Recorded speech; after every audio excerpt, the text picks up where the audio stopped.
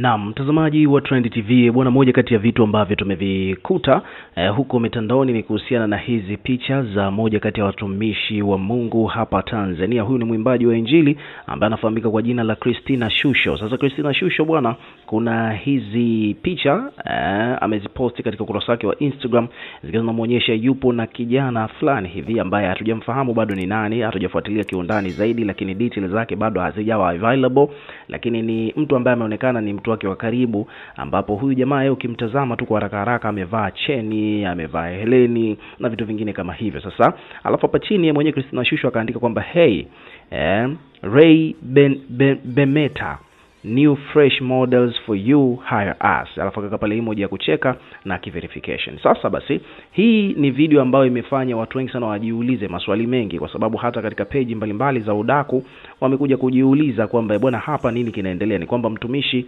nafahamika kwamba Christina Shusho ni mchungaji sasa hivi, na pia vile vile kuelekea katika huduma hiyo ya uchungaji aliamua kuvunja mahusiano yake ya ndoa, yani ndoa yake yeye na mumewe iliisha kwa ajili ya yeye kupata nafasi zaidi ya kutoa huduma hiyo ya uchungaji. Sasa basi baada ya kuonekana akiwa yuko na huyu jamaa karibu, wadau mbalimbali wameanza kuhisi labda huyu ni kuna mahusiano yanaendelea hapa au vipi, kama unavyoelewa kwa mujibu wa watu wa mitandaoni wanapotafsirigi vitu haraka haraka.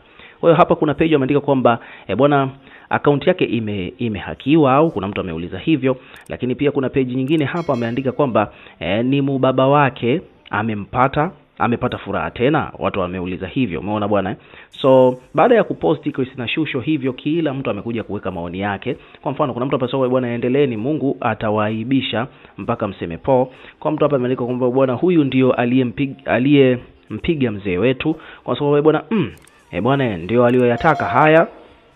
Kuna mtu mwingine hapa ameandika kwamba bwana ndio avae heleni kabisa. Sasa huyo ni mubaba au huyo ni mubaba wa mtumishi kweli?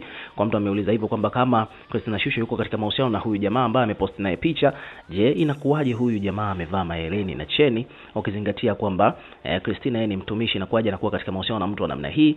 Kwa mtu mwingine hapa amesema bwana, mbona mubaba au mukaka? Kuna mtu ameuliza, kuna mtu anasema bwana, vipi mama? Haya, kwa mtu anasema kwamba bwana ndio amepata mtu wa vidole juu. Haya bwana, hawa kuna mahali hawaguswi, wanataka kuguswa. Kuna mtu mwingine amesema kwamba bwana, kama TID wa mchongo hivi au ni macho yangu. Kuna mtu ameposti hivyo kwamba huyu mtu ambaye Christina Shusho ameposti naye picha, ukimtazama kwa haraka haraka ana muonekano fulani hivi kama TID. Kwa hiyo watu wamekuwa wakimfananisha na TID.